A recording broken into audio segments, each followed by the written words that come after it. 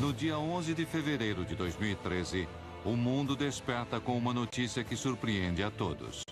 O Papa Bento XVI, líder espiritual de quase 1,2 bilhões de pessoas no mundo, renuncia. O mundo católico chora por sua decisão e está surpreso. Desde Gregório XII, no ano de 1415, a Igreja não teve um Papa que renunciasse. Bento XVI diz que está esgotado. Entre a incerteza e especulações, o Vaticano anuncia que antes da Páscoa haverá um novo Papa. Na noite de 13 de março de 2013, milhares de fiéis congregados na Praça de São Pedro esperam a decisão dos cardeais reunidos em conclave. Os olhos do mundo observam essa chaminé onde a fumaça ainda é negra. De repente, às 19 horas e 40 minutos, a fumaça muda de cor. Agora é branca. E os sinos anunciam que a Igreja tem um novo líder. O escolhido é o cardeal argentino Jorge Mário Bergoglio. A notícia surpreende a todos. O nome dele não estava nas previsões e pouquíssimos o conheciam. Hoje, descobriremos quem é esse novo líder mundial, que desde o primeiro minuto do seu papado parece marcar o começo de uma nova era. A Era de Francisco, o Papa do fim do mundo. Esse é o Vaticano, um pequeno estado de apenas 44 hectares com 900 habitantes. É o coração de uma das religiões com mais seguidores do mundo. É o lar de seu líder espiritual, o Papa. Há séculos, um Papa substitui o outro após a morte do seu antecessor. Porém, a situação hoje é muito diferente. A poucos quilômetros da Praça de São Pedro, o Papa anterior, Bento XVI, está vivo e meditando na casa de descanso de Castel Gandolfo. Quais foram os verdadeiros motivos que levaram Bento XVI a renunciar? Existem muitas hipóteses. Decidi renunciar ao ministério que o senhor me confiou no dia 19 de abril de 2005. Fiz isso com absoluta liberdade pelo bem da Igreja. Tenho consciência da gravidade desse ato, mas também sei que não estou preparado para desempenhar o ministério petrino com a devida força requerida. Para mim, a questão era muito simples.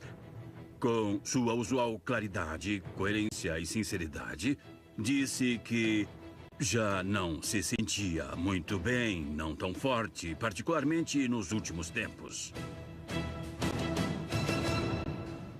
Bento XVI não renunciou só por motivos de saúde, pelo coração, pelo reumatismo. Na verdade, por um lado, racionalmente, ele tinha decidido que não queria viver uma velhice de grande sofrimento como João Paulo II. Mas, por outro lado, a sua decisão se acelerou pelas crises que se multiplicaram dentro da Igreja. Eu não acho que seja justo dizer que há uma situação interna de crise. Crise com o mundo islâmico, crise com o mundo hebreu, crise com o mundo da ciência, até a grande explosão do Vaticano. Esses documentos que mostraram uma cúria dividida, notas de cardeais, corrupção, falta de transparência dentro do Banco do Vaticano. Os arquivos revelados no Vaticano falam da corrupção em licitações imobiliárias do Estado Pontifício, ações irregulares no Banco Vaticano e, inclusive, um complô para assassinar Bento XVI. O culpado por essa filtração interna de documentos é o seu mordomo Paulo Gabrielli. A renúncia do Papa foi uma renúncia potente. Um gesto potente que impulsionou todo um sistema de poder. Ele se opõe a quem prejudica a imagem da Igreja, está contra a sujeira da Igreja, não? E se encontrou com a sujeira dentro da sua própria casa? Já no século XIII, devido às lutas internas, o Papa Celestino V habilitou a renúncia papal no direito canônico em meio ao escândalo. Bento decide fazer uso desse direito. Com certeza, o Papa Bento XVI teve a intuição, eu diria quase revolucionária, de pensar que havia chegado a hora de uma mudança. Mostrou que o papado é um serviço e também reconheceu seus próprios limites, dizendo em latim e muito solenemente: reconheço a minha incapacidade de administrar bem a minha missão. No dia 28 de fevereiro de 2013, a renúncia se torna efetiva. Bilhões de fiéis lamentam a perda de seu líder espiritual e fixam seu olhar no Vaticano. Aqui será escolhido o novo Papa. Como a maioria dos cardeais se encontra na Itália para acompanhar Bento XVI no último dia de seu papado, o conclave é convocado somente 12 dias depois. Milhares de fiéis chegam à Praça de São Pedro. Antes de entrarem, os cardeais colocam as mãos sobre a Bíblia e juram manter o segredo de tudo o que aconteça ali. Os 115 cardeais de todo o mundo ficam separados em um recinto fechado sob o mural de Michelangelo, o Juízo Final, dentro da Capela Sistina.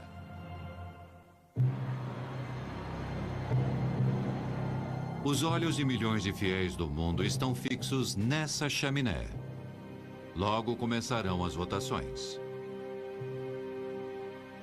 Depois de 4 votações, os cardeais ainda não entraram em um acordo. O novo Papa deve ter 2/3 de votos ou 2/3 mais 1.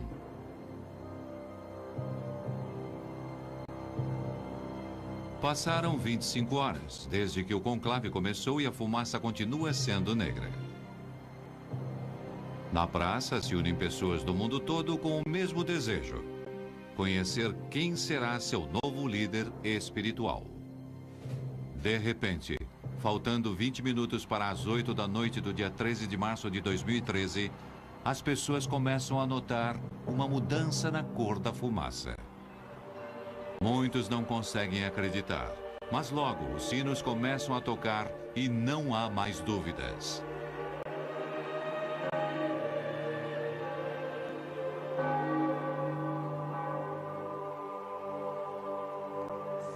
Depois de quase 26 horas e 5 votações, no dia 13 de março de 2013, às 19 horas e 40 minutos, o mundo conhece o nome do novo Papa. Annuncio vobis gaudium magnum. Habemus Papa. Dominum Georgium Marium, Sancte Romani Ecclesiae Cardinalem Bergoglio. O escolhido é o cardeal argentino Jorge Mário Bergoglio, um sacerdote da Companhia de Jesus.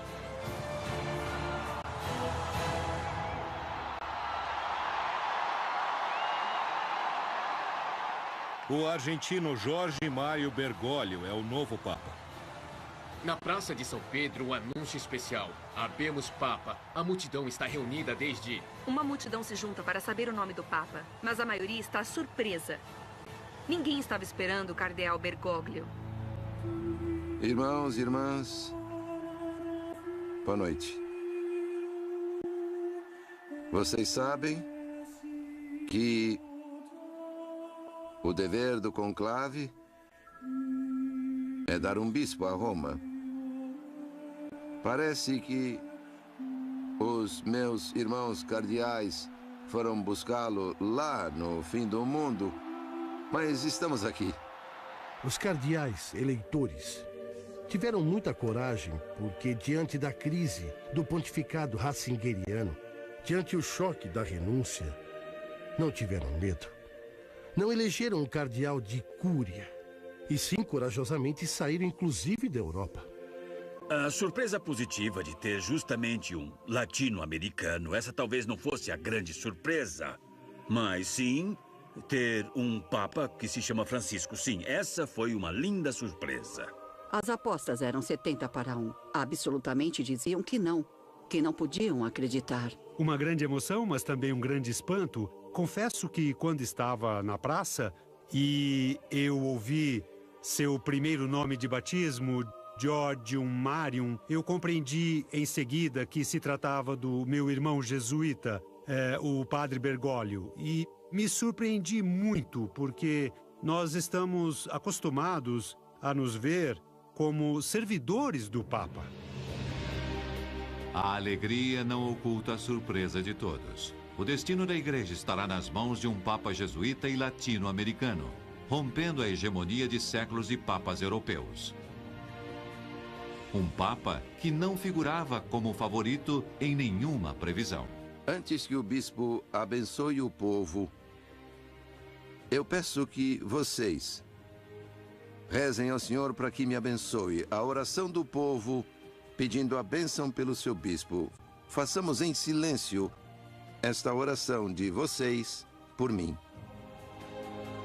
Foi uma surpresa que traz novos ventos frescos, de simplicidade, de proximidade. Eu estou muito emocionado. Um Papa sul-americano, de Argentina, de Brasil, são irmãos. Então, uma beleza, tudo certo. A mim me gostou muito. Uma grande impressão. Eu sou católico, me chamo Francisco como ele. Minha garota é ortodoxa, mas o Papa Francisco é a pessoa certa para ver que mudou tudo, porque ele fala do coração para o coração. Mas quem é Jorge Mário Bergoglio? De onde vem? Qual é sua origem? Que caminhos o conduziram ao Vaticano? Como chegou a estar hoje na pele e na alma do Papa Francisco e ser líder espiritual dos católicos do mundo inteiro? A designação desse novo Papa chama a atenção dos fiéis do mundo todo. Para pouquíssimos, o nome de Jorge Mário Bergoglio é familiar. Só alguns conhecem de verdade quem é aquele cardeal latino-americano proveniente do fim do mundo.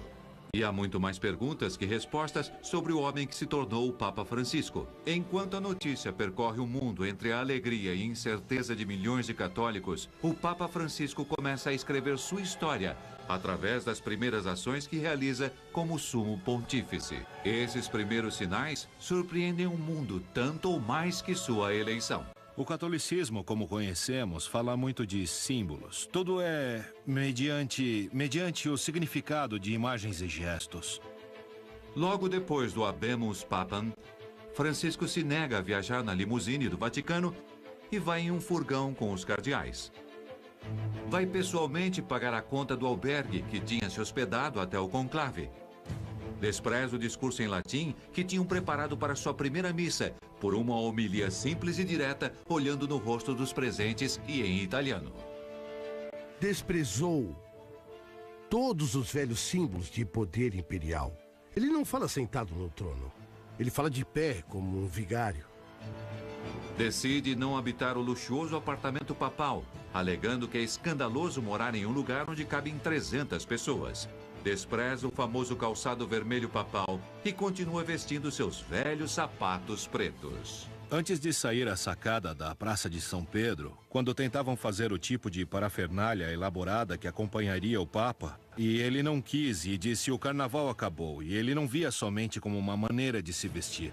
Essas simples ações para muitos são sinais de como poderia ser o rumo que seu papado seguirá e o rumo que a igreja deve tomar. Muita gente não gritava "Viva o Papa!". Eles gritavam "Obrigado, obrigado, obrigado", porque sentia a necessidade de um Papa humano.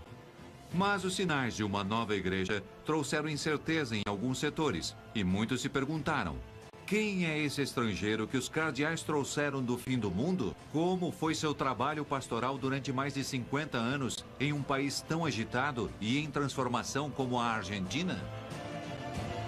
Jorge sempre foi um homem simples. Eu me assustaria se tivesse mudado. Graças a Deus, Jorge continua sendo o mesmo. Jorge Mário Bergoglio é o filho mais velho de uma família de imigrantes italianos que nasceu dia 17 de dezembro de 1936, no bairro de Flores, na cidade de Buenos Aires. Há uma igreja emblemática que é a de São José de Flores, onde ele fez uma confissão quando era adolescente. Era 21 de setembro, porque sempre me lembro disso. Saí para passear com meus companheiros e passei pela igreja de Flores. Entrei e senti que tinha que entrar. Essas coisas que sentimos e não sabemos explicar. E vi que vinha um padre andando. Não o conhecia, não era da igreja. Então, não sei o que aconteceu. Senti como se alguém me agarrasse por dentro. E aí senti que tinha que ser padre. E não tive dúvidas. Não tive. Jesus não espera que procurem por ele. Ele vai ao nosso encontro. Depois de receber seu diploma como técnico químico e seguindo aquele chamado místico, aos 21 anos ingressa ao seminário da Companhia de Jesus para se tornar um padre jesuíta. Temos de estar a serviço dos outros. Nos ajudarmos. Como jesuíta, teve uma brilhante formação intelectual. Foi docente em literatura e psicologia e também estudou ciências humanas e teologia. Durante a década de 60, Bergoglio estava ideologicamente ligado ao peronismo, um partido liderado por Juan Domingo Perón, que desde 1955 estava banido na Argentina.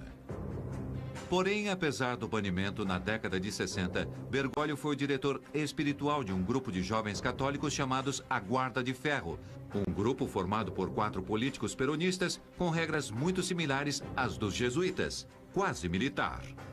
É alguém que vinha falando da unção dos pobres há muitos anos e que tomou posições muito firmes durante muito tempo. E não tenham medo dos mercadores da morte, que aqui bem perto estão pensando como fazer para que a morte chegue de uma maneira razoável.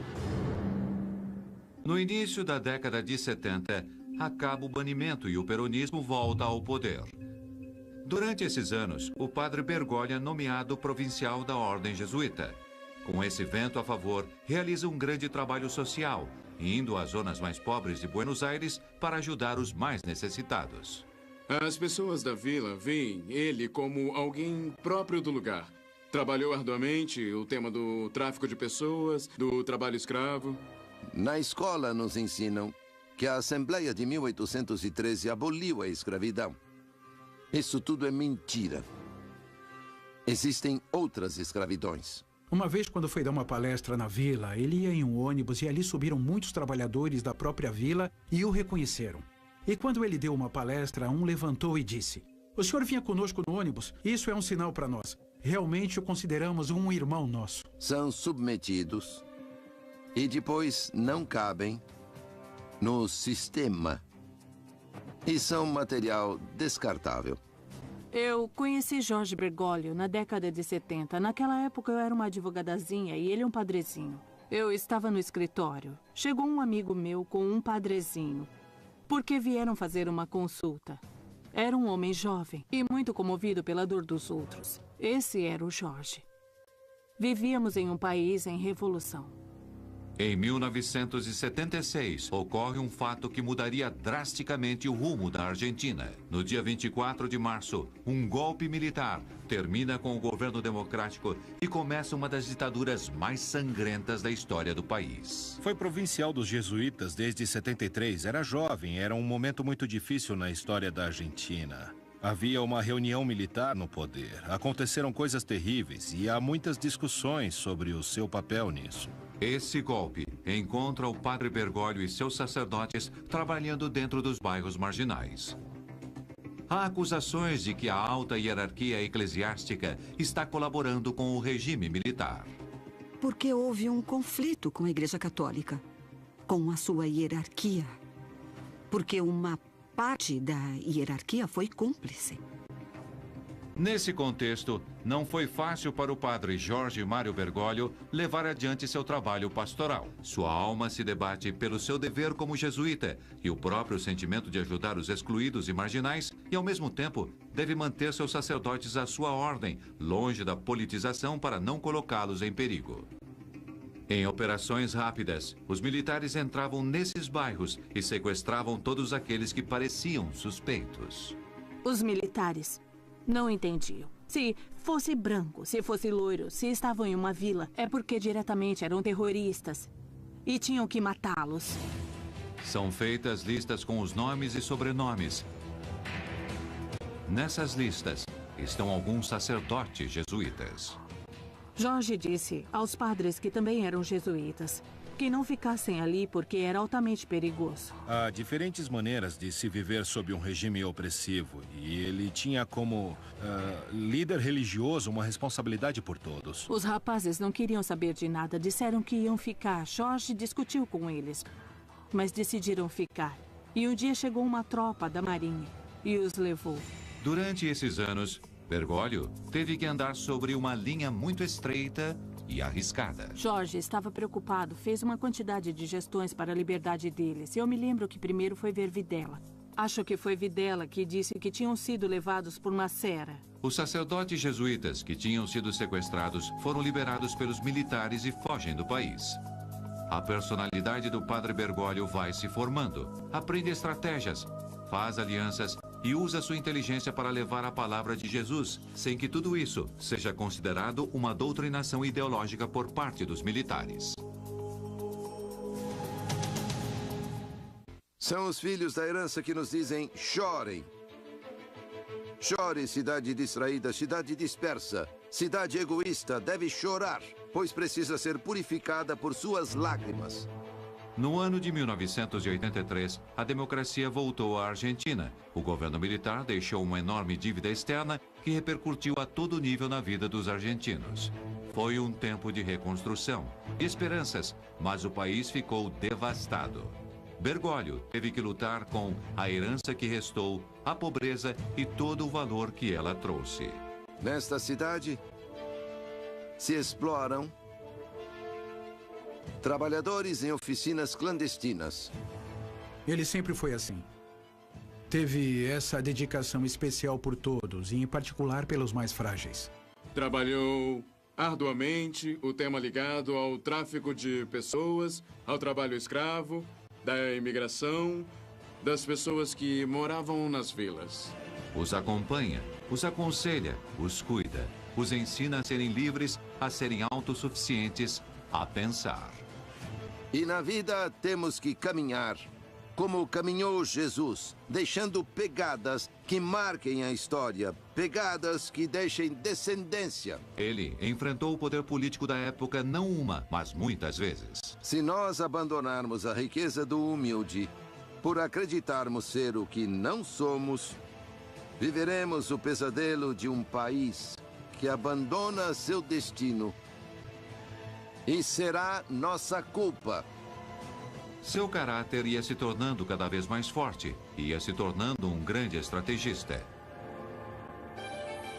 No ano de 1992, enquanto Bergoglio estava na cidade de Córdoba como diretor espiritual e confessor da Companhia de Jesus, ocorreu um fato que ia marcar o primeiro passo da sua carreira ascendente dentro da alta hierarquia da Igreja Argentina.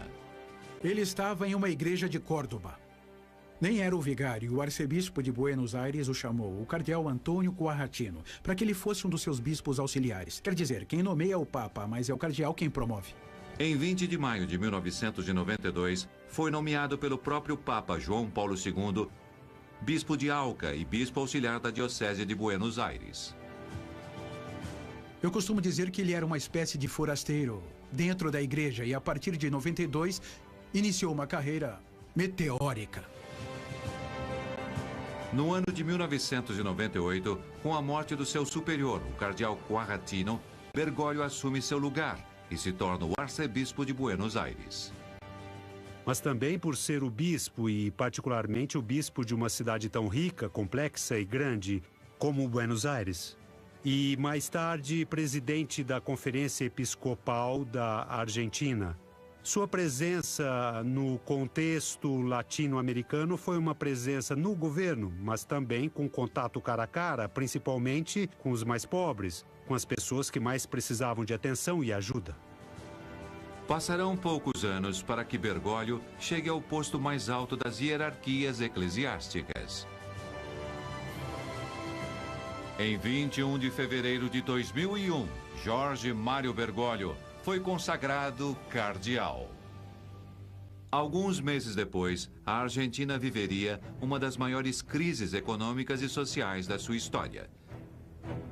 O governo toma uma medida restringindo a extração dos depósitos bancários. As pessoas não podem mais retirar seu dinheiro dos bancos. O surto não demora a chegar. O povo sai para as ruas com o lema de que todos devem ir. A violência cresce até limites inesperados. Ele fala com veemência do fato que estas estratégias econômicas tornam o trabalho quase supérfluo e, por consequência, não tem escrúpulos para transformar em desocupados milhões de pessoas sem pensar nem um pouco em quanto sofrimento elas padecem. Bergoglio se encontrava no topo da hierarquia eclesiástica que um religioso latino-americano poderia imaginar. Mas no país dele, as pessoas lutavam para recuperar as economias de uma vida inteira. Havia brigas, mortos e feridos nas ruas.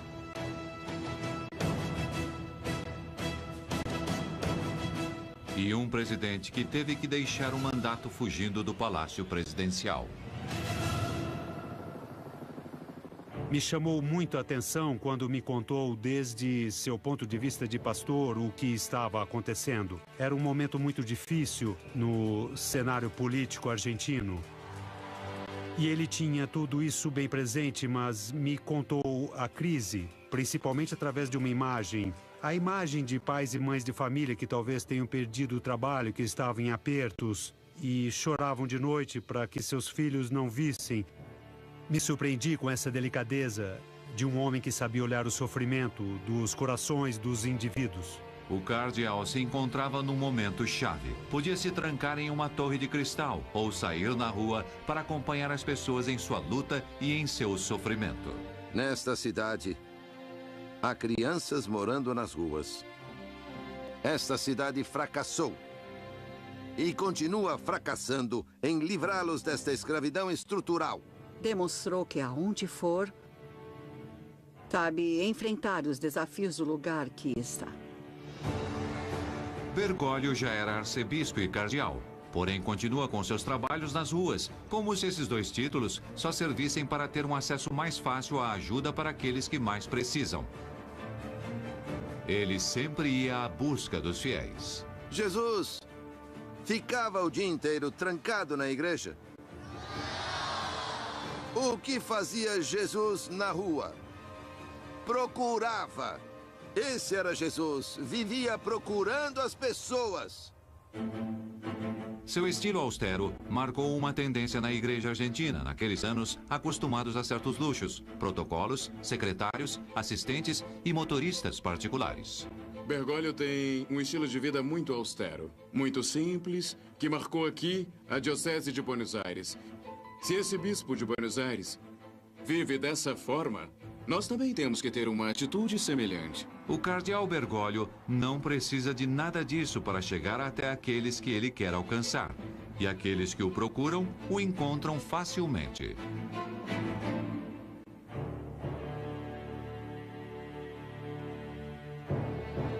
Em 2 de abril de 2005, uma notícia sacudiu o mundo. João Paulo II faleceu e a igreja deve eleger um novo papa.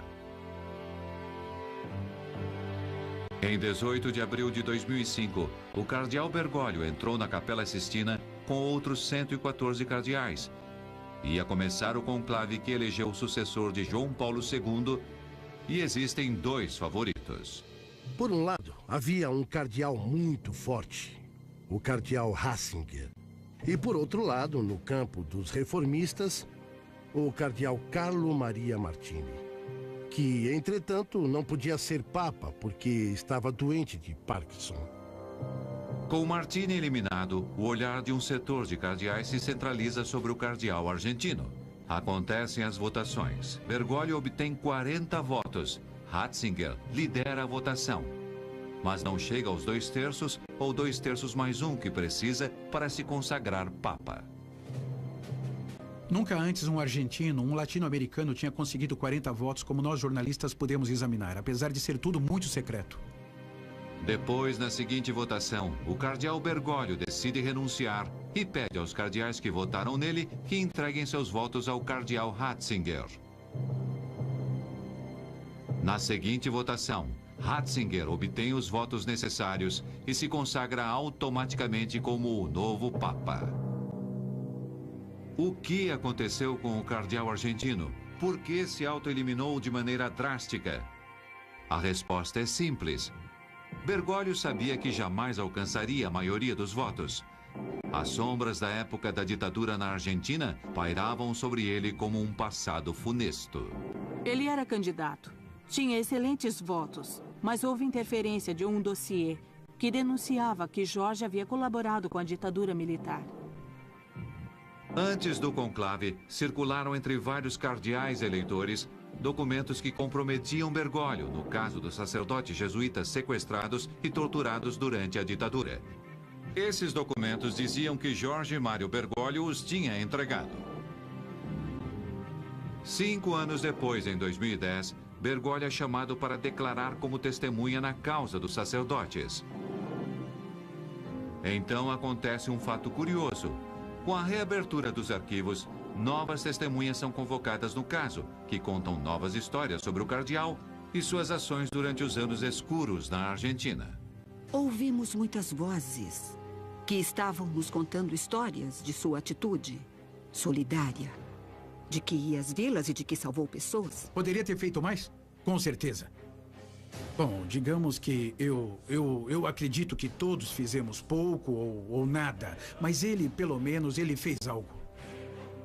Essas histórias, longe de condenar Bergoglio, mostram um pastor que, em muitas ocasiões, tinha burlado os controles militares para ajudar pessoas perseguidas a fugirem do país para o exílio. Se os militares descobrissem, seria considerado um terrorista subversivo, que deveria ser executado. Em meio a crises e escândalos no Vaticano, depois da renúncia de Bento XVI em março de 2013, Bergoglio tem novas esperanças de substituir o Papa, graças à sua imagem renovada. Depois de várias votações, aparece na sacada, transformando-se em Francisco, o primeiro Papa jesuíta da história. Durante séculos, a chegada de um novo Papa para o trono de Pedro esteve rodeada de sinais misteriosos e previsões.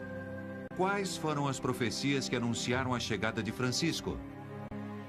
No século XII, o arcebispo católico Malaquias de Armagh, hoje conhecido como São Malaquias, entrou em transe.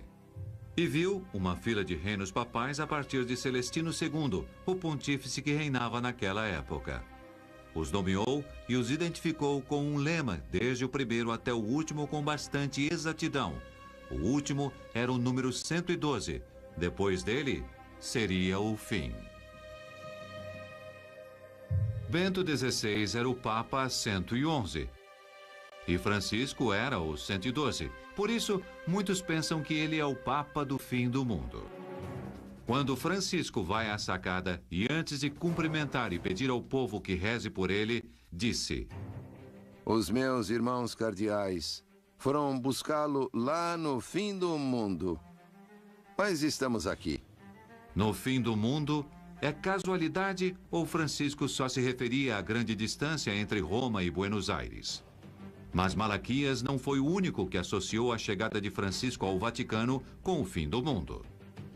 No século XVI, o médico e consultor astrológico Michel de Notre-Dame, mais conhecido como Nostradamus, previu a chegada de um homem de cor, com muito poder no século XXI, que anunciaria o fim dos tempos.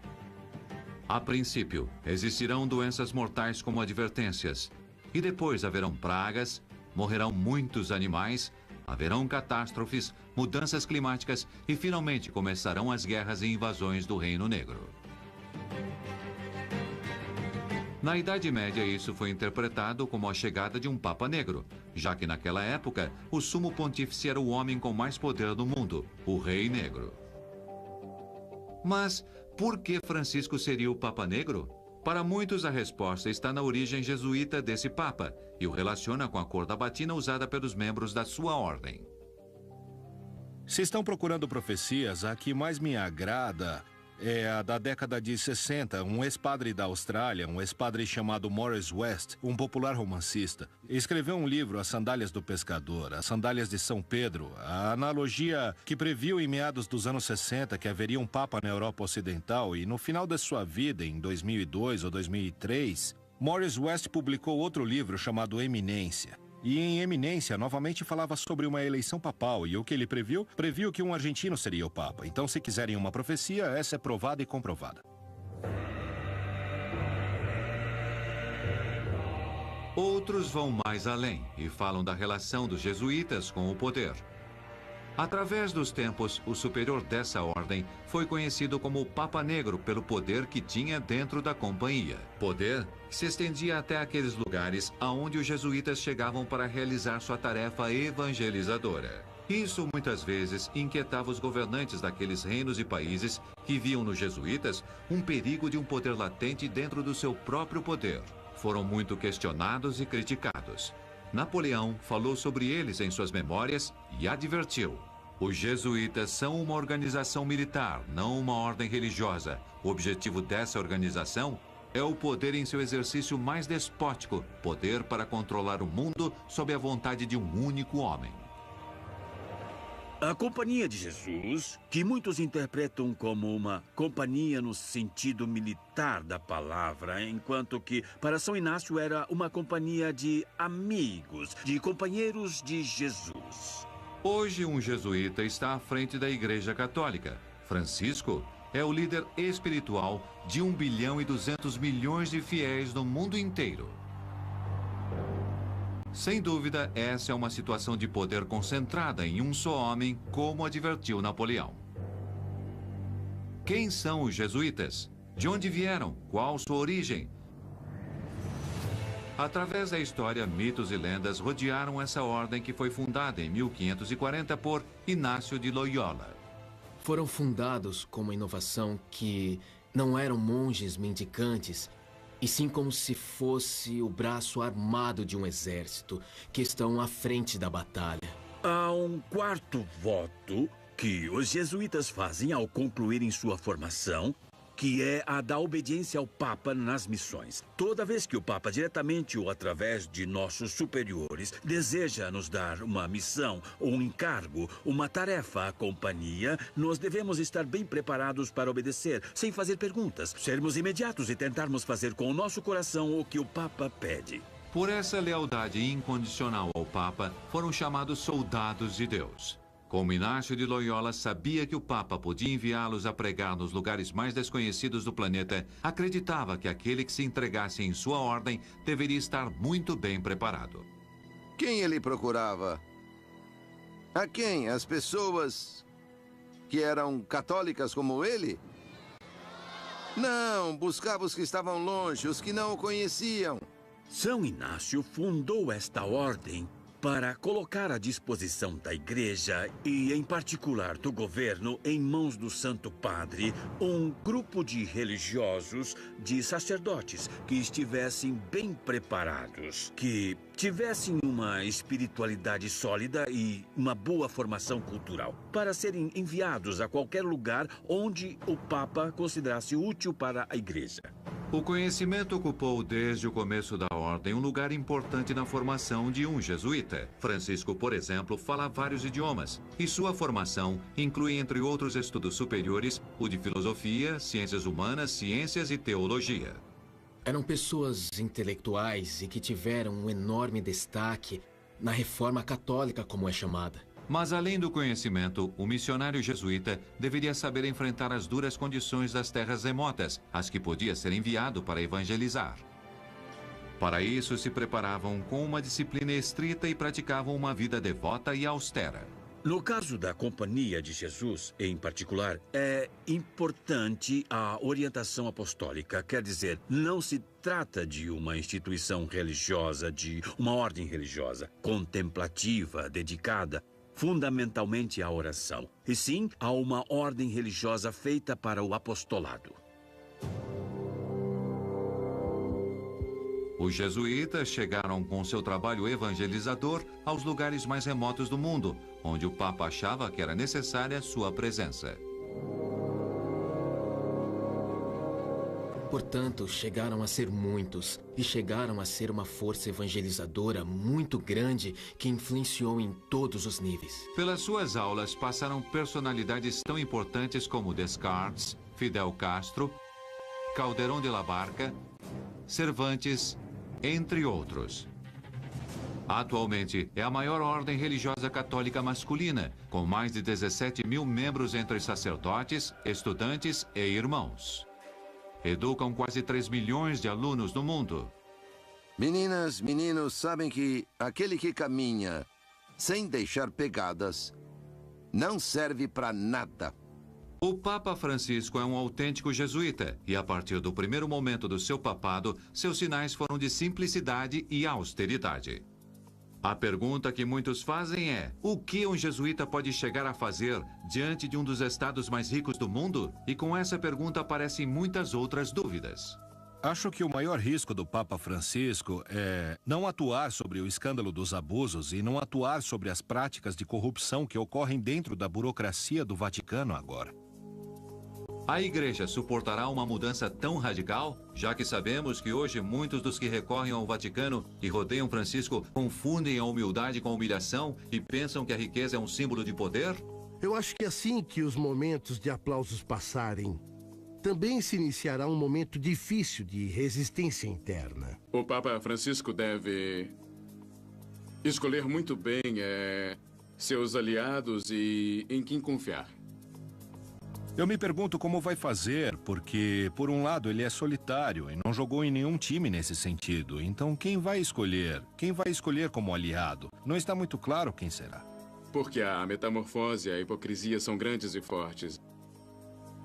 E muitos competirão para agradá-lo, mesmo tendo uma história diferente do passado, não? É possível que esse jesuíta fique perigosamente preso em uma jaula de ouro como o Vaticano?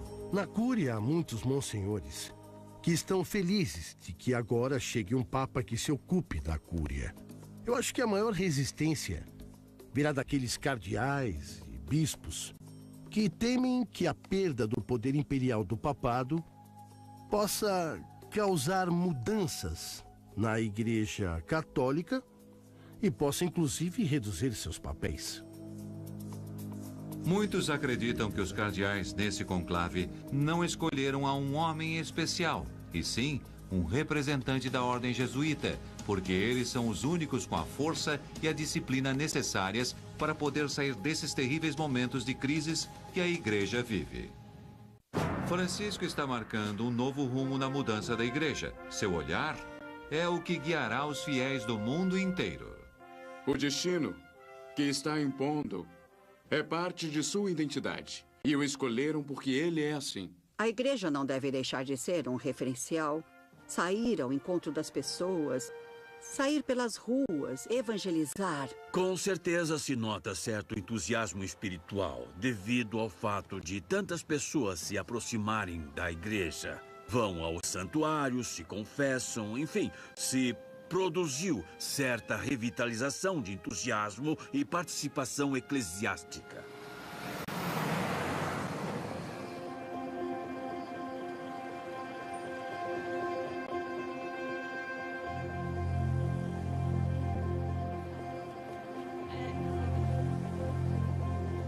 O que se espera do seu papado?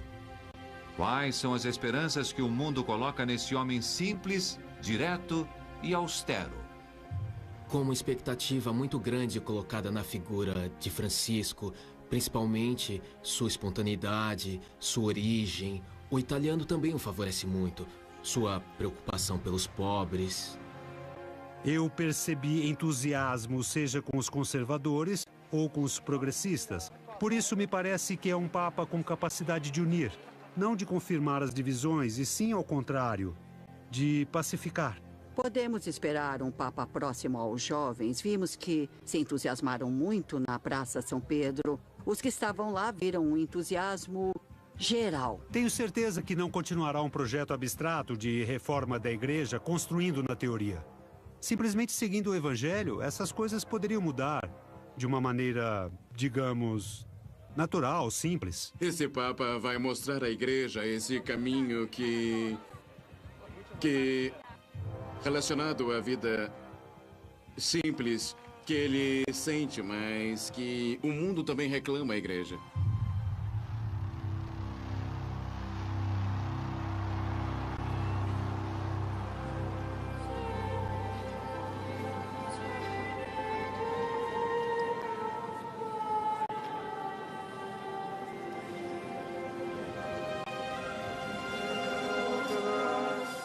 A religião pretende se juntar e se reconciliar com Deus, com o Pai, com Jesus.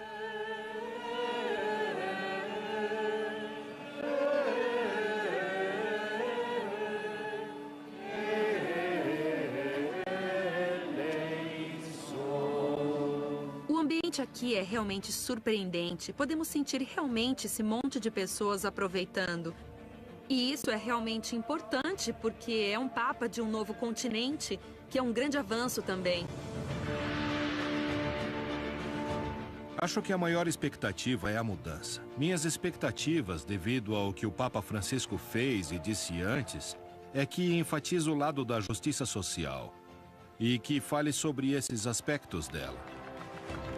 Eu acho que será algo novo, algo fresco. Ele fala do coração para o coração. É tão próximo e tão amável que transmite tanto carinho para a igreja e para as pessoas. Essa mudança é para o bem da igreja e da humanidade. Disseram que quer mudar a igreja. Não, quer mudar o mundo. Mas além das especulações sobre a eleição dele e o que anunciam as profecias, o certo é que para a igreja termina uma era e começa uma nova com a chegada do Papa Francisco.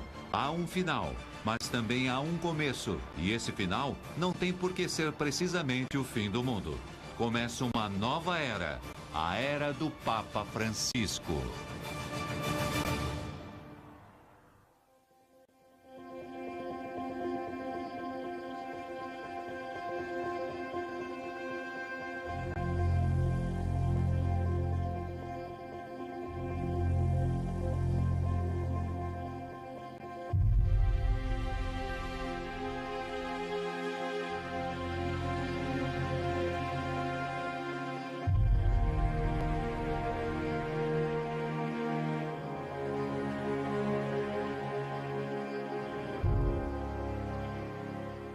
De crise. Crise com o mundo islâmico, crise com o mundo hebreu, crise com o mundo da ciência, até a grande explosão do Vaticano.